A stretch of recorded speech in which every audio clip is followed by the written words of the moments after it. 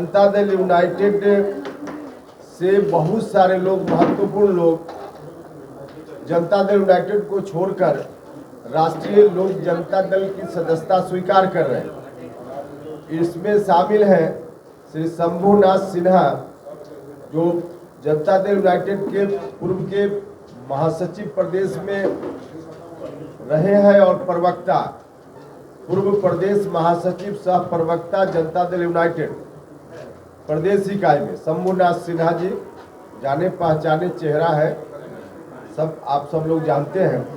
उनके अतिरिक्त बहुत सारे लोग हैं, कुछ नाम जिसकी सूची आपको दे भी दी जाएगी। सतीश शर्मा जी हैं, पूर्व जिलाध्यक्ष किसान प्रकोष्ठ गया जिला जनता दल यूनाइटेड। राजकिशोर सिंह, पूर्व प्रदेश उपाध्यक्ष जनता दल यूनाइटेड किसान प्रकोष्ठ।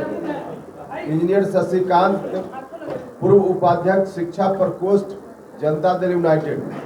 डॉक्टर संजय कुमार, पूर्व प्रदेश महासचिव किसान प्रकोष्ठ जनता दल यूनाइटेड। मंजेश शर्मा, महागठबंधन में जिस तरह की स्थिति पैदा हुई है, हमने जनता दल यूनाइटेड में रहते हुए जिन बातों की चर्चा लगातार की, पार्टी धीरे धीरे कमजोर हो रही है, समाप्त हो रही है, हमारी बात पर नहीं ध्यान दिया गया। अंत में हमने अपना रास्ता लिया और उस वक्त हम बोलते थे कि जो कुछ भी हम बोल रहे हैं, कर रहे हैं, अकेले इस राय के हम ही नहीं है, बहुत सारे लोग जेडीयू में हैं, हमने उस वक्त कहा था। और अब वह बात भी धीरे धीरे प्रमाणित होने लगी है। जेडीयू से निकलने के बाद, मेरे निकलने के बाद हमारे साथ जो लोग भी आए, उनके बाद श्रीमती मीना सिंह जी, जो पार्टी की बड़ी नेत्री थी, उन्होंने भी वहां से अलग होने का डिसीजन लिया। और जो बात हमने कही थी हूबहू वही कारण उन्होंने भी बताया। अभी देख रहे हैं आपके सामने शंभुनाथ सिन्हा जी, पार्टी के आज के नहीं, समता पार्टी के दिनों के साथी, जनता दल यूनाइटेड में बाद में आए, पुराने साथी हैं। पार्टी जब समता पार्टी के समय संघर्ष के रास्ते पे हम लोग चलते थे, उस समय इनकी बड़ी भूमिका रही है। तो आज इन्होंने हमारी पार्टी में शामिल होने का फैसला लिया और कल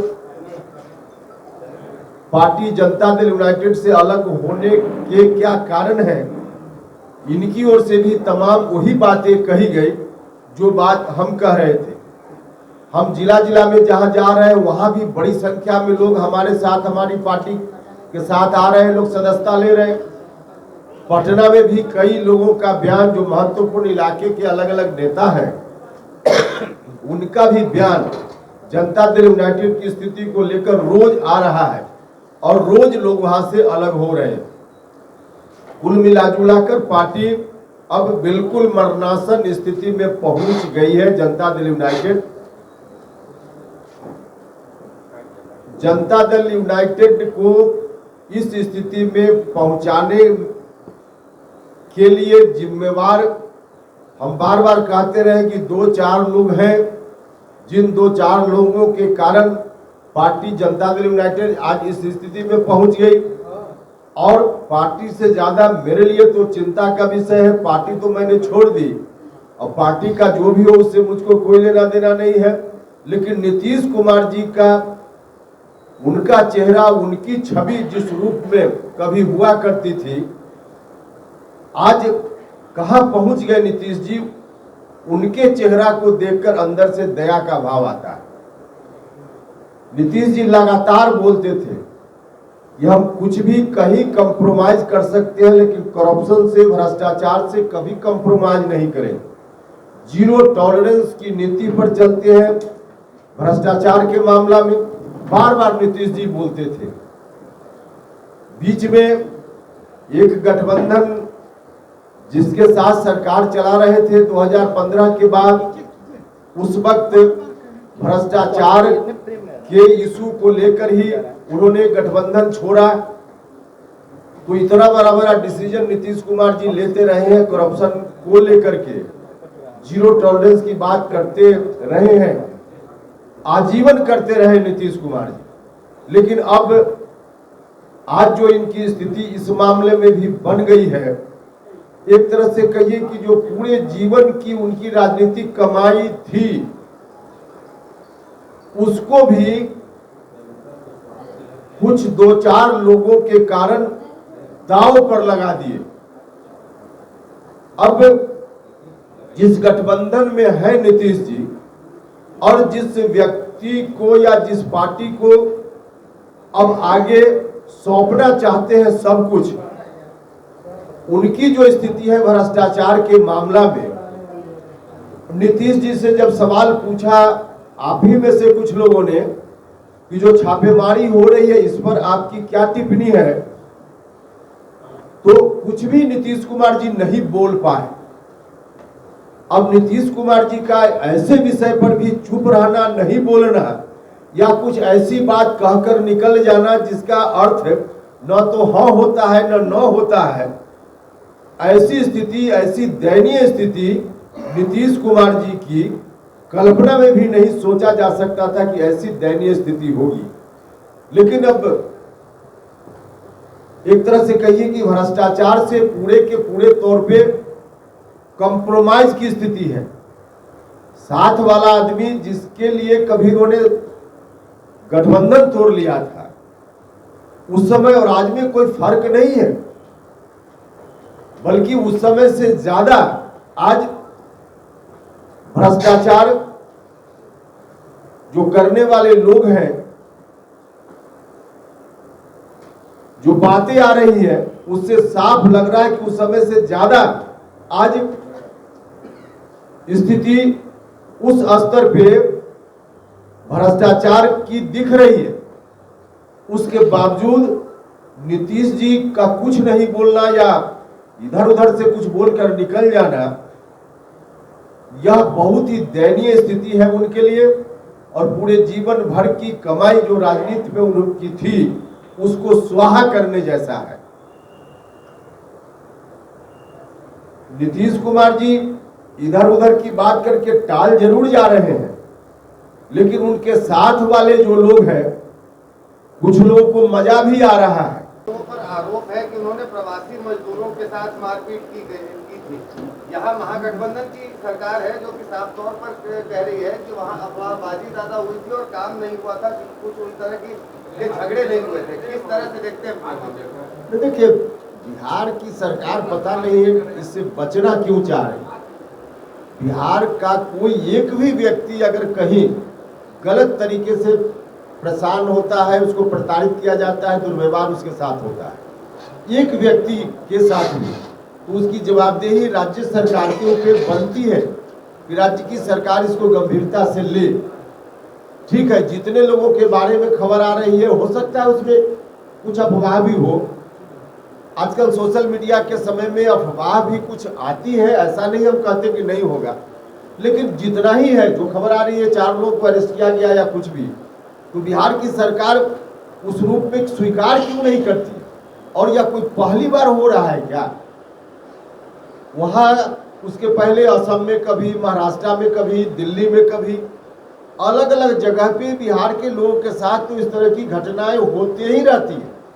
तो इन तमाम चीजों को समग्रता में देखना चाहिए राज्य की सरकार को, न कि कुछ बात अपने बचाव में कहकर। अब बिहार के लोग कब तक पीटे जाते रहेंगे, मारे जाते रहेंगे दूसरे राज्यों में? ये किसकी जवाबदेही है? राज्य की सरकार को देखना चाहिए कि नहीं देखना चाहिए?